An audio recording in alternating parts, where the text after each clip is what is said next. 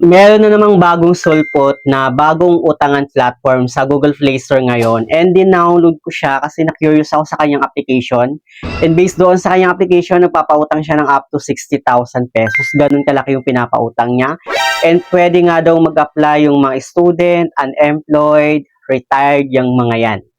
And based doon sa kanyang loan details, hindi daw siya 7 days repayment. Bumasa lang ako guys sa kanyang loan details, no? Pero wag niyo muna siyang balaking i-download hanggat hindi niyo pa natatapos itong video natin. Baka kasi mamaya may magda-download sa inyo at tinry na itong loan application na to. Well, i-review muna natin siya para maging aware kayo kung okay nga ba or legit nga bang utangan itong bagong sulpot na loan application na to. Kaya naman kung interesado ka dito sa ating panibagong topic ngayon, keep on watching.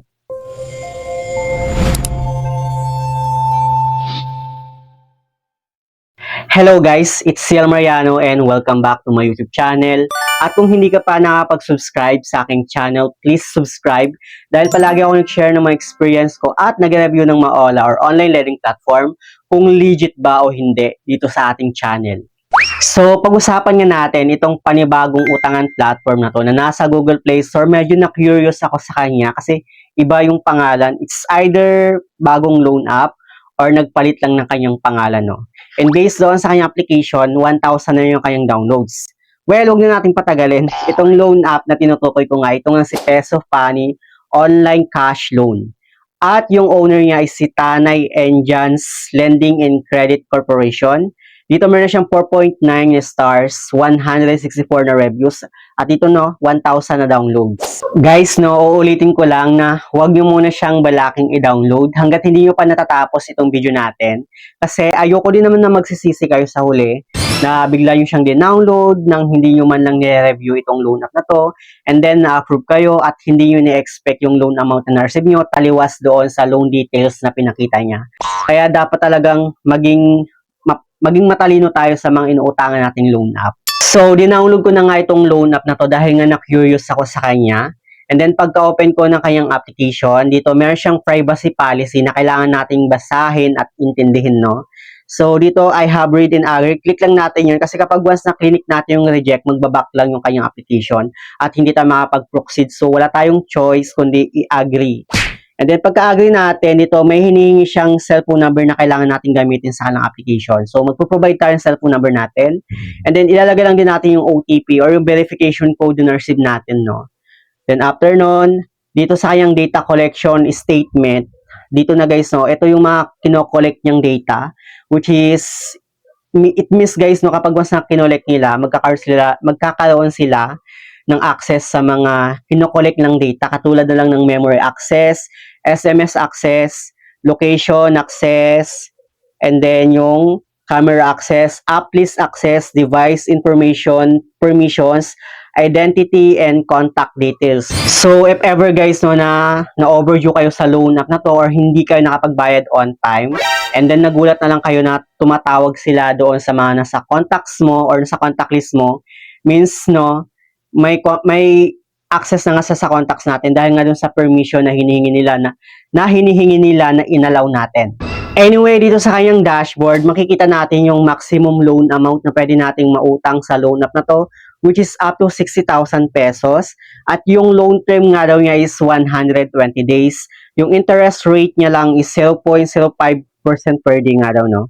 So, clinic ko na yung apply now. At dito magpo-provide naman tayo ng ating valid ID. Yung mga hinihingi niyang ID is yung mga driving license, PRC, yung mga recommended ID yun guys, so yung mga binabanggit ko ngayon.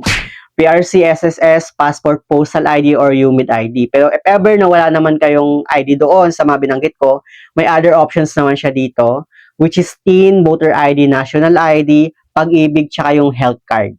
Magsi-selfie verification lang din tayo sa kanya, no? And then dito sa kanyang personal information, pipilapan natin yung ating education, marital state, number of credit cards, email, gender, residential address, address details, loan purpose, alternate mobile phone number, per optional, Facebook account, per optional lang din yun guys, sa baba niya. At sa kanyang work information naman, pipilapan natin yung ating company name, company address, address details, company phone number, profession, work experience, monthly salary, tsaka yung payday.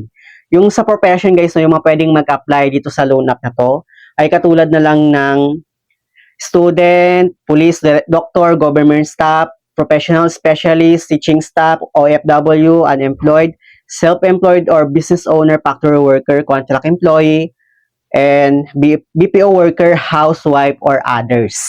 Sa kanyang contact information naman, bali 5 contact reference yung hinihingi niya, no? And then after nun, sa kanyang withdrawal information naman, it's either electronic wallet or bank account yung ipo-provide natin kung saan natin ma-receive yung pera na hiramin natin sa kanya, no? Mostly e-wallet lang talaga ginagamit ko. And then pipila pa natin dito yung ating first name, middle name, last name, e-wallet account, saka yung refit e-wallet account. Then after nun, ganun lang kadali na mag-apply dito sa loan app na to. Wala nang pasikot-sikot, wala nang masyadong mga kailangan pa na i-submit. Then after nun, dito may offer siya sa akin na 2,000 pesos. And yung kayang terms of payment nga daw is 120 days, no? At dito meron siyang 2 periods na offer sa akin. So, clinic ko itong view details niya na nasa baba. At dito nakalagay, no, yung schedule 1 ko is 02/05/2026. Dito, medyo nalito lang ako dito kasi akala ko February 5, March na ngayon. So, dito baka 02/05 siya, no? So, January, February, March, April, May. So, sa May pa ako magbabayad sa kanya if ever na i-grab ko itong 2,000 na offer niya. So, it means guys, hindi siya 7 days repayment, no? At sa schedule 2 naman niya is 01/07/2026. So, July siya. January, February, March, April, May, June, July. January, February, March, April, May, June, July. So, July 1, yung second na repayment term ko sa kanya. And yung babayaran ko lang doon is 1,000 plus 60 pesos na interest. Pareho lang sila doon. So, nakita nyo naman yung loan details niya. Ang ganda-ganda. Na yung start ng first na repayment term ko sa kanya is May. Diba? So, matagal pa. Tapos, sunod na repayment term ko naman sa kanya is July. So, ibig sabihin, hindi siya 7 days repayment. So, grinab ko itong offer niya. Pero, na-reject ako, no?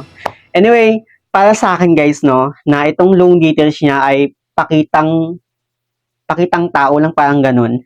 It means hindi siya legit para sa akin or pinaganda lang yung loan details.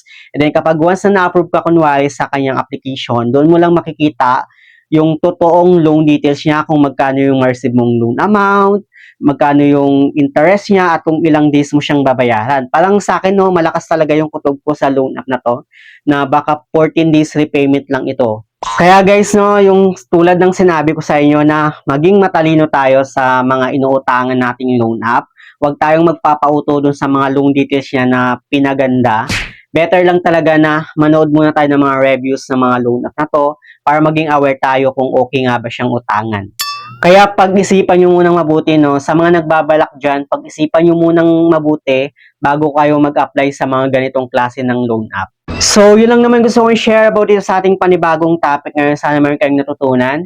But anyway, sa mga hindi pa pala nakapag-subscribe sa aking YouTube channel, please don't forget to like, share, and subscribe. Click the notification bell para lagi kang updated sa aking masusunod na video. Thank you guys, thank you for watching, and see you on my next video. Bye!